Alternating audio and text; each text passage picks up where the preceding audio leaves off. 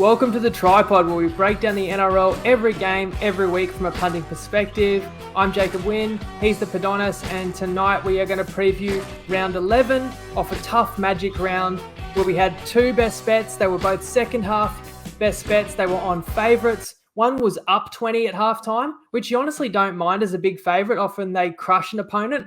That didn't happen. Souths led in the final 24 points. And then the next favourite, we were on Sunday, the Sharks, they were down 20 at halftime. You also don't mind that at all. In fact, that's ideal. We had a Sharks team that was minus 12 pre-game, effectively sitting with them plus 14.5 live. And they just had to be within 14 at the final score. They were not. They did cut it to 10, but they let in the final 10 of the game. So I sum it up like this. Maybe they weren't the best bets we could have made on reflection. We were in outstanding position in both those games live, covering those second half lines. We got frustrating finishes, but that's nothing new for us this season. We at least won the try scorer extravaganza bet on Magic Round, which was a custom creation we unveiled on the special Magic Round preview. We're proud of that, and it was a subject of plenty of conversation over the weekend, and we even spent about 20 minutes devoted to that. In the recap, we talked about custom markets in general, how you price them up, the maths. It was all covered in Monday's recap, and I even put an additional post up today because Dabble are letting people have a crack at that market again. People liked it so much, it's paying $5, but I put a discussion in the group. So with all that being said, we want to talk about round 11. We're going to start with our 4 best bets. And the first one is Broncos minus 5.5 in Newcastle on Thursday night, $1.82 on Dabble. Copy that right now from @JacobWin. Also same price on Bet365. Padonis, this is your team. We were both surprised to see the line so low. Yeah, I was actually, Jacob. And the Broncos have the luxury of sticking with the same 17 once again. They're starting to gel, and there's a genuine belief in this team that they can do something this year and play finals footy and maybe beyond. They've been up in class the past few weeks. They've just beaten the Sharks, South and Manly. And now the challenge for the Broncos as a team is to repeat that against a low Newcastle team. And I think that they can do that. And we are getting a cheaper line. And partly the reason of that is because of the nice result last week. We touched on in the recap. We don't think that they played that strongly. And my opinion is, had they versed anyone else apart from the Bulldogs, then they probably would have lost the game outright. And then this line definitely wouldn't be where it is. The line's sitting around 6.5 consensus around the market. So we found a great play at 5.5. Milford does return for the first game of the season, but at this point of his career, he's more of a liability than he is providing any sort of benefit to the team. I don't see any uplift, and his fitness is a concern, and I do query that. And at the moment, I just want to ride the form of Reynolds and these young outside backs, and I think they can do the job here in Newcastle. Yeah, I don't know what we're going to get from Milford, but first game in the team, he's not going to have the combinations. But what I do know is that Brisbane's getting better each week, and thought this was a low line to lay and would only go one direction, because I feel like this would be a public side, but I think this line could have further to move. So I don't mind being on it as long as we're getting under that key number 6. I feel Brisbane is a strong side. That we've talked about betting on sides that have been downtrodden in past years and are suddenly finding success. They don't take it for granted. They stay hungry, and everyone wants to be in the team and playing with energy. And that's a question mark for the next side, which is why we're going to bet against them. Our next best bet is Friday night in the Tigers-Bulldogs game. We're going to take the Bulldogs team total under 17.5 at $1.88 on TopSport. Next best price will be under 16.5, $1.87 Ladbrokes and Neds. Your bet, the way to bet this game was actually unders, Padonis. So I'll get you to add to my handicap here. I just felt like you got to play the Tigers, and the reasons are just the disruption that the Bulldogs have undergone in the last few days. It's not just the coach. In fact, swapping one coach in for another sometimes has a positive effect, but it's more the team has several cases of the flu. They've had missed training sessions. We don't know who's playing. So you bet against a team where several players are under a cloud. You know, there's a possibility an Addo-Carr or a Burton's not even playing in this game, and then you're going to feel even better about this. And the Dogs' attack has been so bad, and you here or there, you can say the other team defended well, but when it's repeatedly bad and they're not even completing sets or valuing the footy, I don't feel like they're going to turn that around in a week. So I wanted to be on the Tigers. They're at home in Leichhardt. They've got much more stability. If we bash the Tigers minus 3.5, the issue you've got is they do still miss Dane Laurie. Brooks is out as well. The Tigers are still limited. Maybe they can't blow anybody away, and maybe the Dogs do lift their effort for the new coach. All those concerns to me only affect the Tigers' scoring. That's why I think the best way and best angle at this play is dogs under. Anything to add? Yeah, the one thing that I'll add to that is that I had the same points as you. I think the disruption to the Bulldogs this week is a negative, even though they did lose a coach, and historically you might see some form of bounce back. But the Tigers are missing the 1, 6, and 9 from their best possible spine, so we don't need them to score points, and that's the beauty of this bet. I did lean unders, and I did lean unders in the first half because I think both attacks will struggle. We've outlined the reasons why the Dogs will struggle, and there's also the potential that because a lot of these senior players and key players that Barrett did sign, that did have a big connection with him, there is a chance that there's an outside chance that they do no-show, and then if they do come out flat, then this bet's a home run. So that's why we like to take the Bulldogs for the reasons we mentioned. Next one is Gulp. Warriors +6 mechanical bet here, and they are playing St. George. And to achieve their mechanical +6, you're going to put 57% of a regular stake on a +6.5, which is $1.75 in the 365 alternate line. And then the remaining 43% you would have on the +4.5, which is $1.90 on Ladbrokes and Neds. And that works out to $1.82 if we win. So you're costing 8 cents if you just played the 4.5, but you'll save yourself a loss if New Zealand lose by the key number of 6, which I think is worth it. I'll put my hand up. It's my fault our best bet lost against New Zealand last week because I proclaimed on the pod that the Warriors curse may be over. Clearly, it was not. But here we are, another Warriors game, another best bet. And simply put, Tohu Harris is back now and starting for the Warriors. Aitken's back. Lussick has come in. It's his second game. And simply across the park, I think the Warriors are every bit as good as St. George. St. George is a side that doesn't scare me. They've got yet another change in a key position, fullback this week. And even when the Dragons do win, it's generally a grind. We just had to take New Zealand catching a converted try.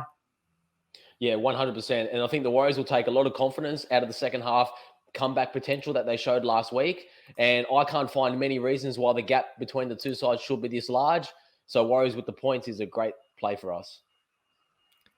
And fourth best bet, Cowboys play the Storm, and we are basically taking either team 1-12. But in fact, as you'll see on the screen, it's slightly better than that. You get a better price and slightly better outcome with a same game multi on Sportsbet. And what you do is you plug in Cowboys +12.5 in the market +12.5, and you plug in Storm +13.5 in the pick your own line. You get $1.80. Storm can win 1-12. Cowboys can win 1-13. The logic being that if you like the Cowboys, which we actually do, and you could take +6.5, it's a pretty decent line, $1.90 on Sportsbet.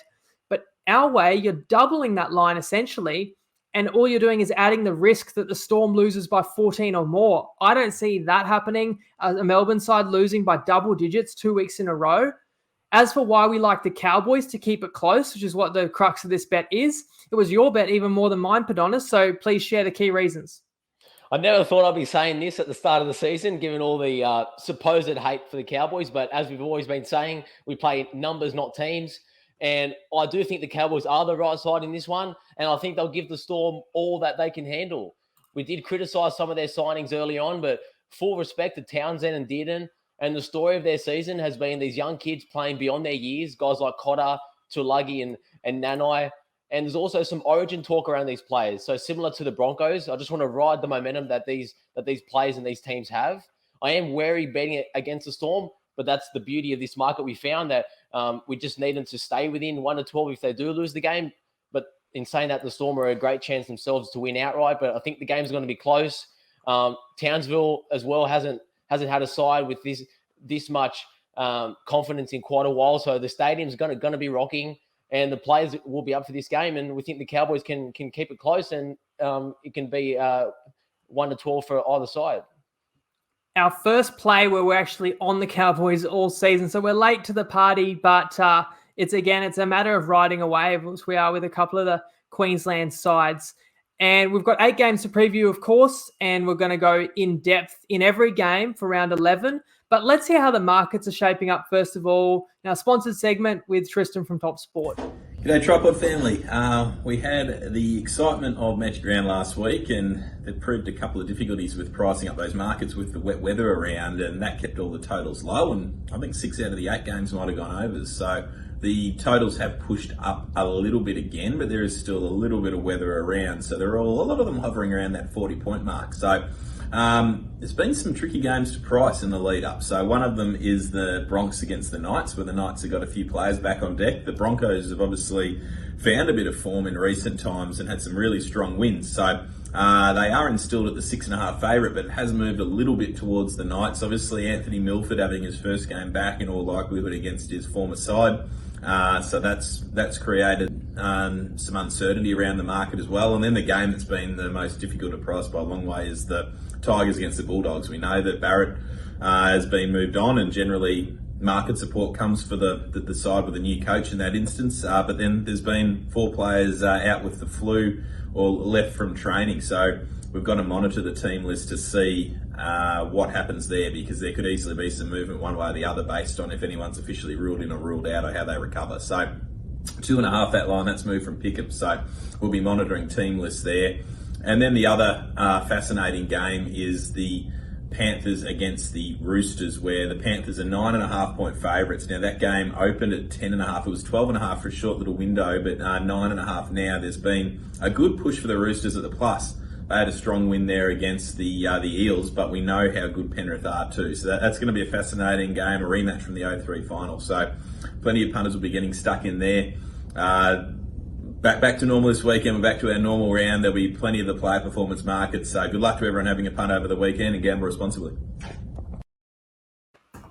Knights, Broncos, touched on before. Brisbane minus 5.5, 6.5 in some places in Newcastle. So Milf starting at 6, as we said, for Tex Hoy. Frizzell is back. He's been injured and sick. Gagai and Clifford are in the reserves. They could add in, and they could be added in, and we have to fact that as well. Brisbane unchanged and searching for their 5th straight win this season. And I give you credit, Padonis, because Brisbane lost 4 in a row from rounds 3 to 6, and then they beat Canterbury by 20. And Canterbury had, COVID outs and stuff, so you didn't think that meant a lot. But you spoke about how Brisbane could take a lot of confidence out of that. They did. They put on, I think, 30-odd in the 30s in that game, and they haven't looked back, putting on some big scores against some really respectable teams. Now, personnel-wise, I could argue no team is more improved in the last couple of weeks than the Knights with the troops they get back. And I mentioned Milford. Isn't it funny how he's playing against his old side here? But I'll carry on with the handicap. Usually I throw to you. But honest, the reason I can't play Newcastle is piggybacking what you said. I was just so unimpressed by their attack last week. Anybody else would have beaten the Dogs 20 plus. And as for their defense, I'm not even going to give them credit for that because of how impotent the Dogs were in attack. So let's play the side that's flying. That's Brisbane. Their opponents were not at their best. Turbo wasn't right. If we talk about Manly last week, the Rabbitohs were really poor that night. Sharks missing Finucane. But, the Brisbane got some results without Haas and without Capewell as well. And goes back to that 2 or 3 years of pain that they've been suffering.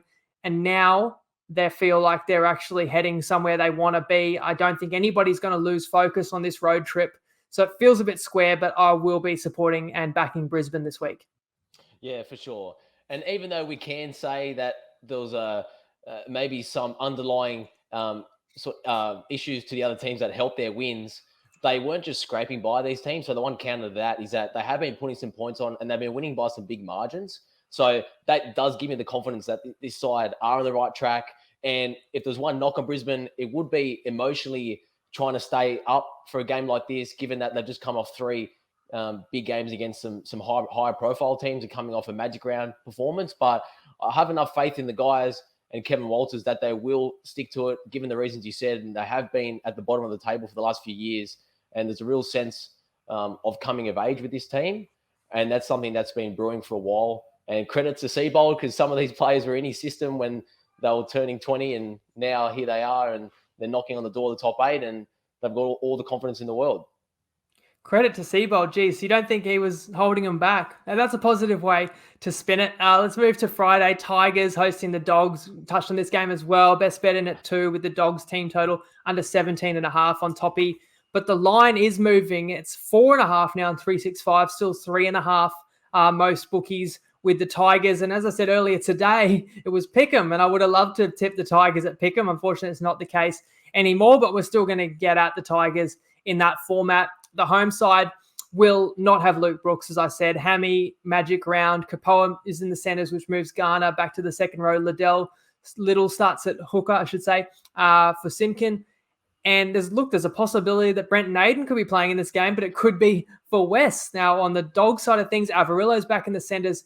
Tapine is onto the bench for Waddell.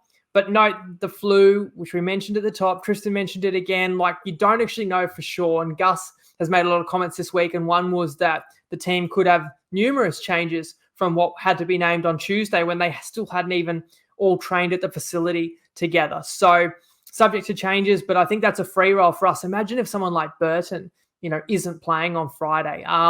Before I get your thoughts on this game, Padonis, we have a special cameo who's going to share his bet of the round. What's up, guys? It's Dane here from Clarkie's Rugby League column, and I'm here for the guest tipper this week on the TryPod podcast. Obviously, I had to get dressed up for the occasion. This week, I'm going with the Tigers, guys. Now, I suspect they will drop in price from the time this is out on the episode, but at the time we're recording, they're at $1.90, and they're up against the Bulldogs at Leichhardt Oval. I think the Tigers always play better at Leichhardt. I know teams typically do recover very well and put in that extra performance the week after their coach gets sacked. But in this instance, the Bulldogs have had the flu, go through their club. So they actually haven't trained too much this week. We're now hearing reports Matt Burton, Luke Thompson and Josh Adokar are under an injury cloud. I've gone big on the Tigers myself, guys. I'm extremely confident on this tip, and I don't usually give out too many tips for good reason. But hopefully you guys get on, up the mighty Tigers, and hopefully we get up. Cheers, guys. So follow Clarkie's Rugby League column on Facebook, on Instagram. Such a good way to keep abreast of all the latest happenings around the league. I don't know how Clarkie stays on top of it all and comes up with high-quality graphics, far higher quality than you ever see the pod create. And to give you the backstory, Clarkie messaged me today and said, I want to smash the Tigers at $1.90. Like, what am I missing? And I had to be honest. I said, yeah, after I looked at the game myself, you're not missing anything. I think you should smash. No, I don't think it's going to be that price for too much longer. And I knew even at the time we would record, it wouldn't be those odds. And we're seeing that line is trickling already, and it may still have further to go.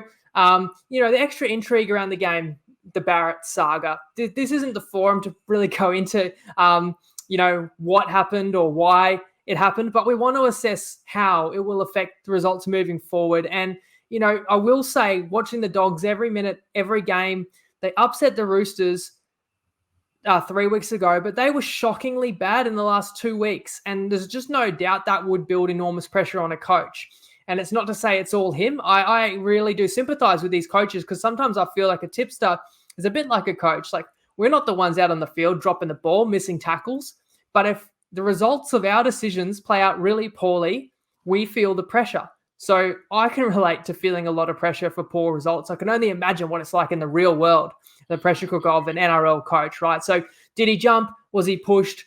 Not sure. I'm sure more information will come out. Hopefully he's doing okay, right? Mick Potter's been announced today is going to be the interim coach. We do observe that bump we're all familiar with in professional sports. New coach comes in, the performance lifts because everyone wants to prove himself to the new coach, I think, and secure their spot again.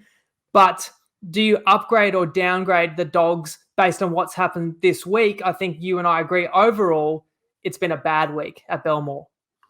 It's been a bad week, and you touched on it at the top there, but what can we say that hasn't been said by the media all week? There's not much. And the take that I had on all the Barrett saga for me is that by sacking him or Barrett departing, that's essentially acknowledging that their season is lost and their season's over at this point, and they're planning for next year and beyond. And Ball reports the players did have a good connection with Barrett, especially the key guys that he signed. So I do worry about their headspace and how focused they will be given all the distractions of the week. I was sent home from training on Monday and Tuesday, aside from all the flu that's happening.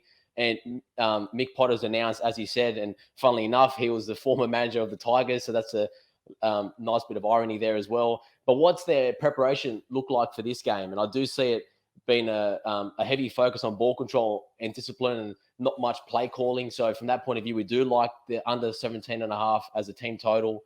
And for all the reasons we said above, the Tigers are the side, but the beauty is that because they are missing some key members from their spine, we don't need to rely on them scoring points.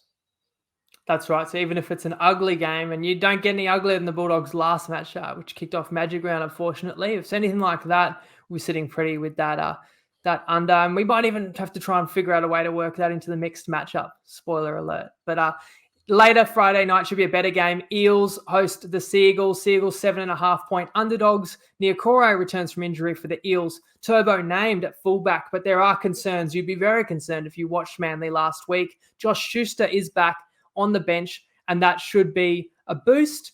The Parramatta Eels, bit of an enigma in 2022. They've beaten Melbourne in Melbourne. They've beaten Penrith in Penrith. They currently sit 6th on the ladder. So what do you make of them so far this year, Padonis, and specifically this week? They come up against a Seagulls side that some people picked for the premiership, and they actually sit outside the top 8 after 10 rounds. So actually we've got two teams that are a lot lower on the ladder than you would have expected. I think generally the market expected Parramatta to be where they were. We were a little bit higher on them than most, and their performances against the big teams have proven that they can match it at the business end of the year. But similar to last year, they're finding some issues with that consistency and making sure that they're up for every game.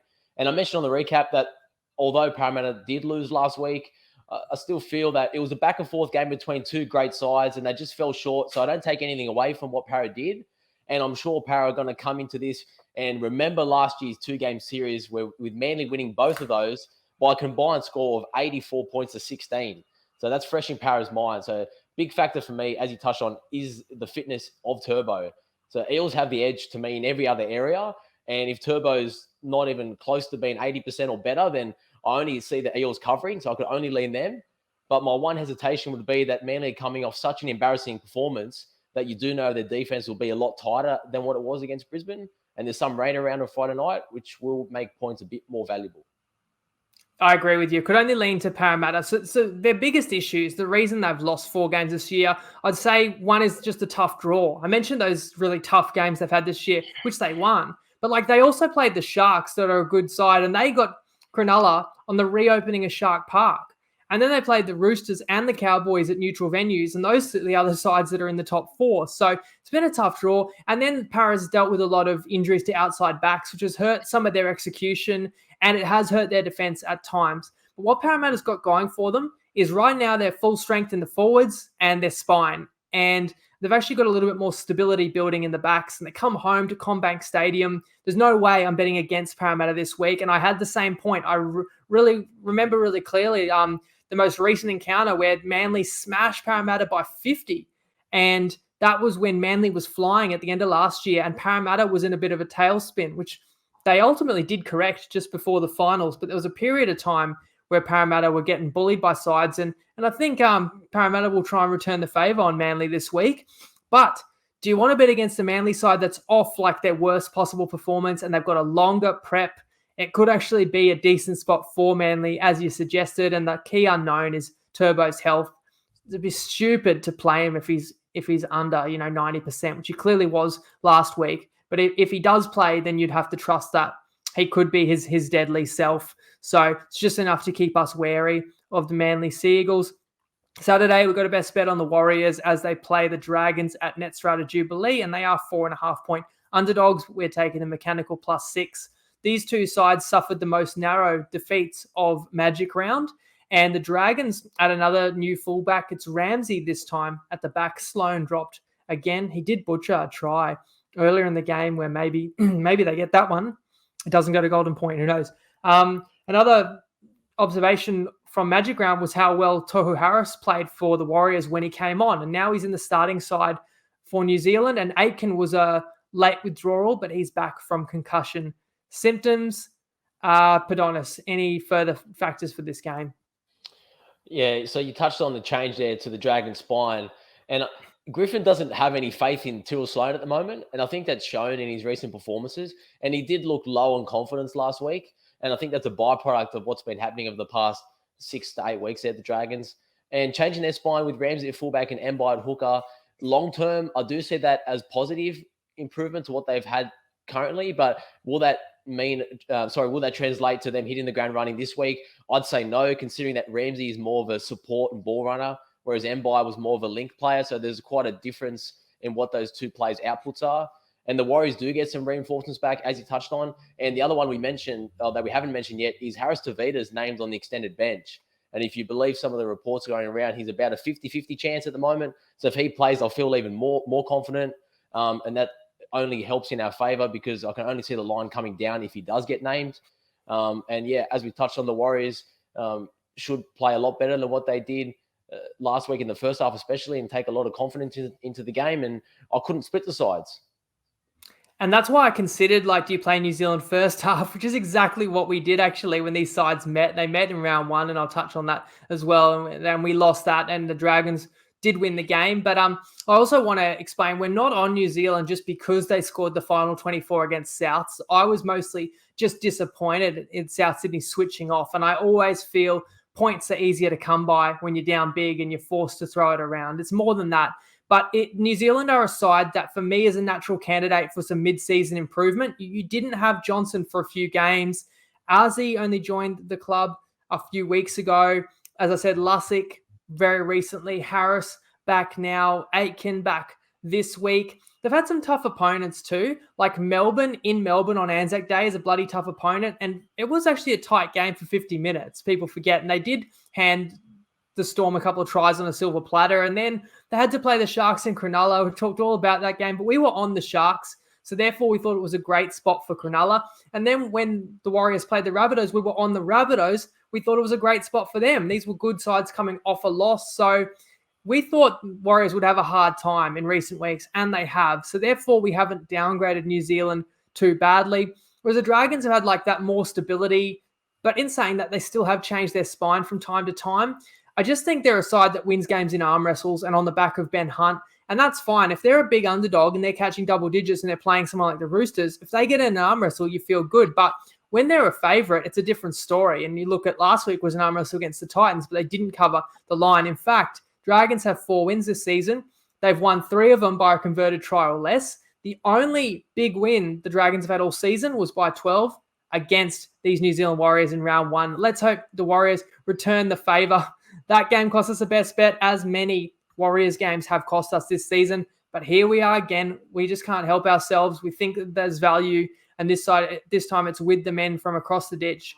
And in fact, not only is it going to be our best bet, it's going to tie into the mixed matchup, which is simply going to be New Zealand Warriors to outscore Canterbury Bulldogs in round 11, paying $2.15, have a max stake of $200 on that on Top Sport. Use the code TryPod if you want to join. Top Sport already made the case why we don't think the Dogs will score many points on Friday. Just made the case for New Zealand as the best bet, and they do have a little bit more attacking threat. And if Harris Tavita comes in, even better. If you want to play this market, I would suggest playing it tonight. The reason is because, look, a bunch of these guys clearly have the flu for the Dogs. No one's going to be ruled out of a Friday game on a Wednesday because they have the flu, because you don't know how they're going to recover. But could a couple of players be ruled out by game time? Yes, they could. And if a couple of key players are ruled out for the Bulldogs, their total's going to drop significantly and the market could just get pulled. So it's a fair bet right now with the uncertainty, but it's not going to be a fair bet. It could be significantly in our favor if some key Bulldogs are withdrawn. I mean, there's always a risk, like a Warriors player could be withdrawn. It could happen with any team, but you feel like it's heightened given what we know about the circumstances for the Bulldogs this week. So a simple one, taking a couple of underdogs, one to outscore the other, but more favourable conditions, I think, for New Zealand, who do play a day game versus the Dogs at night. Cowboys Storm is one of the best games of the round, it looks like. At QCB, and the Storm are minus 5.5 point favourites. So they did mention you can get a 6.5 on Sportsbet if you do like the Cowboys, which we pretty much do. They're winners of 5 straight, and they've named it unchanged 1-17. Melbourne should get back Jerome Hughes. He's named to return from a calf injury. I still wouldn't be certain, considering they said there was complications with his injury last week and he didn't train at all. And then Asafa Solomona was a casualty of Magic Round, so Brandon Smith is going to start at prop. We haven't backed the Cowboys once this season. As I said before, they impress more and more every week. Now, yes, the market does adjust, but you felt like you wanted to be on them, that this was the right week to play them, Padonis. Yeah, I felt this was the right week. And although the market has adjusted, I don't feel it's adjusted enough for the level that they're playing at. And I really like the way, in particular, that stood out to me was the way that Payton and a few of the players in the press conference and just after the game last week talked about this fixture and how important it was for them. So I did feel that they were in a look-ahead spot last week, and they still put in a great performance against the Tigers. So it shows where the side's at the moment. And they talked about how the stadium's going to be buzzing and a full stadium. So I do upgrade their home field more than would in past years, given that the buzz in Townsville hasn't been this great since the Thurston era when they had that premiership run. So that's another key point I've made. And we touched on at the top that a lot of these signings that were criticised, and you'd say Townsend, he was one of those, they're playing at a high level this year, and the young kids are playing beyond their years. And I think with Pappenhausen still missing, it does restrict what the Storm can do. And one thing that's impressed me from the Cowboys so far is their line speed in defence. They've really worked on their fitness in the offseason, and it's really showing. So I think Storm are going to struggle to get through their ruck in large periods. And with Big Nelson out, and that's another key out there, I think it weakens their forward rotation. And the Cows have a more mobile and energetic pack, and I think they can match up quite well. And I do think they have a stronger bench than Melbourne, given that Brendan Smith has to play in prop and weakens what their rotation is. And it's always dangerous betting against the Storm. And I am wary of them, especially off a loss. And they have stayed in Queensland this week from all the reports. But I think it's just an easy handicap to say that the Storm will bounce back and cover the line here. Yes, they can win, but the Cows deserve respect, and they're going to give the Storm everything they can handle. And Storm have shown some vulnerabilities. So the beauty of this bet, as we touched on, is that we can create a mechanical bet where we don't have to take the 5.5, and it's 6.5 on sports bet. So that's a great line that I'd still play. And this is the bet that I'd normally look for if I like an underdog up to 8.5 points on a handicap spread. So to get it at $1.80 odds when the line is this low, we just have to play it. Yeah, I agree. And I started with the easy handicap, which is you don't bet against the Storm off a loss. That's sort of my default. And they've stayed in Queensland, and they were comprehensively beaten last week. But if you watch the game against Penrith, they would have squeezed anybody to death, especially the start they got. They got the jump, and they squeezed the life out of the Storm. So you can't take much away from the Storm. Could the Storm done better? Certainly. They definitely will this week, whether or not they have Hughes, which you have to assume he's in based on the lineup, but it's not a certainty. And if you play the Storm now thinking I'll lay the 5.5, you do risk that Hughes could be out another week, because it makes sense they'd want to keep the Cowboys guessing. But on the other hand, we do respect the Cowboys. I think they're going to be bang up for this. They will know that this is going to be a true test of their form. I think the crowd, you're spot on, they will be amped. And I really expect a quality game. And this is a great way to play that in the sports bet same game multi-market. Could be another great game Saturday night as well. At the SCG, the Roosters host the Panthers. Panthers 9.5-point favourites. Radley is out for the Roosters. Lindsay Collins is back in, and Penrith just had a charmed run with health. They are unchanged again. And I think this game highlights why the win was so important for the Roosters last week, because they just knew they had to win the winnable games.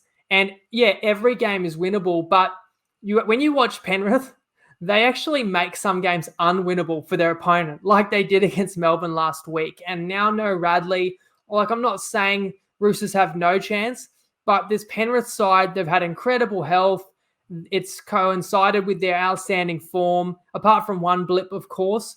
And I just feel like this Panthers side, they're just enjoying life. They're enjoying destroying the competition. They all want to lock in their rep jerseys. They all want to bank the wins before the rep season, which will give them the luxury to, rest or extend recovery periods for stars on the back end. So I would not take the Panthers on at all, was kind of my position. And as for the Roosters, I still got a lot of respect for them, and their attack is starting to click, and their defense is pretty solid, but it's just going to have to be at its very best to give them any chance if they want to follow that Parramatta blueprint. So ultimately, so I've jumped in ahead of you and shared my handicap. Padonis, if I had to play it, I'd actually lean Penrith. Which way did you lean? Yeah, so if I had to play it, I would lean with the Roosters, only because the lines, I think, is a touch inflated.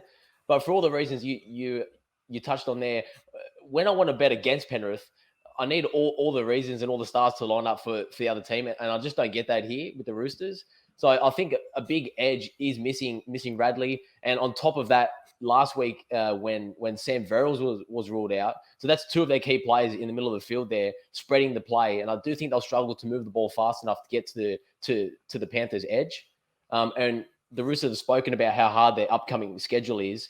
So they might not be up for each game of these games. They might pick and choose their spots, especially with Origin around the corner. And last week is a key example of that. They beat Parra, and this might be one where they're happy to let go, knowing they got the Sharks next week, for example. So that's one risk that I would have if I do take the Roosters with the start. I've got that element of risk that factor there because the Panthers are flying at the moment. But I do respect them enough that I can't bet against them when the line's a little bit higher. So we'll move on. Sunday, Rabbitohs, Raiders in Dubbo, and the Raiders are 5.5-point underdogs. Two sides that were involved in costing us best bets last week. Host was injured at the very beginning, which didn't help the Rabbitohs either. He's out this week. He's got major shoulder issues. Whiten returns from suspension, which is a big boost for the Raiders. They also got a start from Wolford last week at 9, and he's going to retain that jersey. This is actually the third regional game for the Raiders, and they haven't had any joy yet. They did run into a strong Manly side and Melbourne out in the country, and they're going to go back out there again this week. How do you think they'll fare? Yeah, to be honest with you, I can't see the Raiders winning this game, and I do still have faith in South despite a poor run of results. And even though this is on a neutral venue, as you touched on in Double, I do think the line's a bit short. I made it 6.5 despite Whiten returning. And I did think South played a lot better than what the final scoreline did show against the Warriors. And Dimitri had touched on in the press conference, they had a few guys that missed training early in the week with the flu. So there are some excuses for how their ruck performed late in that game. And the Raiders, to me, weren't that impressive despite beating the Sharks there. And I can make a case that 3 of their 5 tries were pretty lucky. Not that we want to use last week's result to look ahead, but I do think it's played into the line a bit. And 2 weeks ago when Raiders played the Bulldogs, the Dogs were a pick 'em down in Canberra. And I know Whiten was missing for that game. But if South would play the Bulldogs this week, the line would be 10.5. So is Whiten really worth 6 points to the spread if you look at it from that point of view? I don't agree, but you didn't see it the same way and didn't have the same confidence in South. Well, I mean, if the Raiders were playing the Bulldogs this week, it's not going to be pick'em, is it? Like the Raiders, if they're at home to the Bulldogs this week, they probably would be 7.5. So clearly you've got to upgrade the Raiders and downgrade the Bulldogs, but we've touched on that. On Souths, I can see your point of view. Like they're still searching for that complete display, and last week could have been it, but then they switched off the final 25, of course. We've seen the flashes, but we've seen their struggles. And of course, Latrell out, we felt, well, Taft did so well in the final series. You can cover that. You can't really totally cover Cam Murray out as well now. They're sitting 8th. There's some decent sides beneath them like Manly. Like they can't muck around and they don't have a big margin for error now. They need to win the winnable games, which is this one. And they need to avoid any more major injuries or they really will be in trouble, South Sydney, the grand finalists from last year. So I agree South Sydney should be favoured, but going as far as to say you can't see them losing, I'm not with you. I actually lean the other direction, which is why you sent me your notes that you would be looking at playing Souths, and I couldn't back you up there because I think the Raiders showed that they've turned a corner this season and they showed a heap of resolve, and their best player was out the last 2 weeks and they won both those games, and now he's back. That's got to be a huge boost. So I do feel like if you play against Souths, that's probably the week where Souths show their best game in 2 months. We're not going to be doing that because we're kind of on either sides of the ledger anyway. But that's why I actually favoured Canberra at that line, a neutral venue. I'm just not sure they are that much further, or that far away from a South side that's missing a couple of their best players. Last game of the round, Titans play the Sharks, and the Sharks are 6.5-point favourites on the Gold Coast. The Titans are unchanged after a gutsy Golden Point win, which was much needed as well. And the Sharkies have changed up. So they've abandoned the Nico Hines to fullback. They're bringing Lachlan Miller. This is a guy who has represented Australia at the Olympics in rugby sevens. And they say he's got some serious X factor, as does the Titans, number 1, which we talked about in the recap. But this move allows Hines back to return in the halves with Moylan. Finucane is out and Wade Graham's going to get the start. Let you lead us off your key points for this match. Yeah, I think Fitzgibbon was was listening to the pod on the recap on Monday night, because that's one of the things that you said, that you didn't like Hines in fullback, and straight away the team list came out on Tuesday and he's back into the 7 jersey. So I do think the Sharks are going to be a lot better with the ball than they were last week. And I think it'll be a great contest in the middle of the field, even though Fafita's still out. It's a big blow that they lost Finucane again, and he can't just seem to stay on the field this year for a variety of reasons. On top of the concussion he got, I think he's out for 4 to 6 weeks with a knee injury, which hurts their side a bit.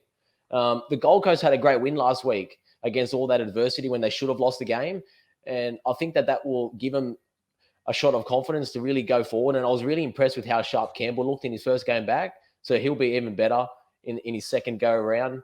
And ultimately, I think I can make a case for both sides. And I had the line at 7.5, so I couldn't find enough of an edge on either side to make a firm play. Now, this will only benefit viewers, but I'll do an impersonation. You tell me who this is.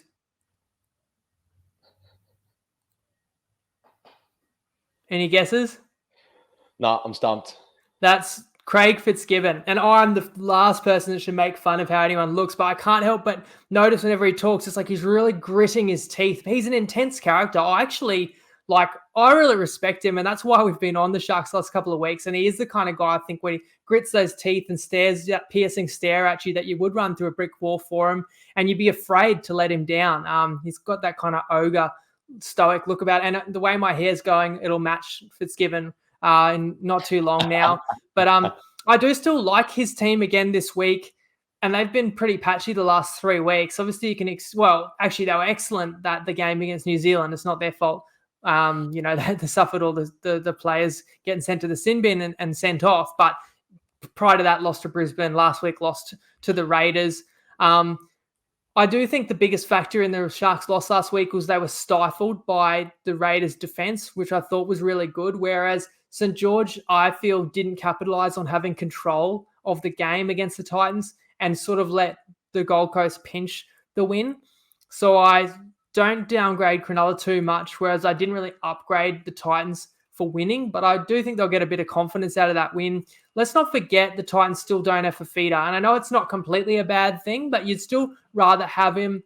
For me, I look at this game and I think, well, the Eels were -6.5 against the Gold Coast earlier this season in the Gold Coast, and I feel like the Sharks and the Eels are pretty comparable teams. The Sharks have probably climbed up a little bit the last month or two compared to like what Parramatta was in the first month of the season. And if anything, the Titans are probably slightly worse than what we thought they were around round 4. We thought they were a fringe top 8 side. And now they are more of a bottom 8 side and they don't have their best player. So therefore, I could probably make a case that the Sharks are the right side in this.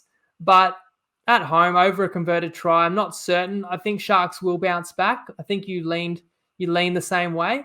But we just didn't quite get there for a best bet. But you can still have fun on this game with the jersey comp. Comment below. Remember, not in the live chat. If you haven't been watching this live, go to the actual video comments. Comment who you think's going to score and the minute for the tiebreaker. And that will do it, guys. That's our breakdowns of round 11. Please share your thoughts as well. Catch all the content across Facebook page, Instagram. Our group is the #1 place. On Dabble in the live chat there, as well as being able to follow any plays we release throughout the round. Probably a multi from Padonis Friday, I'd say. Could be Thursday if we want to get the Broncos involved in it, and I'll do a multi as well on Friday. 4 best bets with it. That could be the most we've had in a round so far this season. So there we go. Like all 4. Good luck if you're jumping on them. Always do so responsibly, and Lego.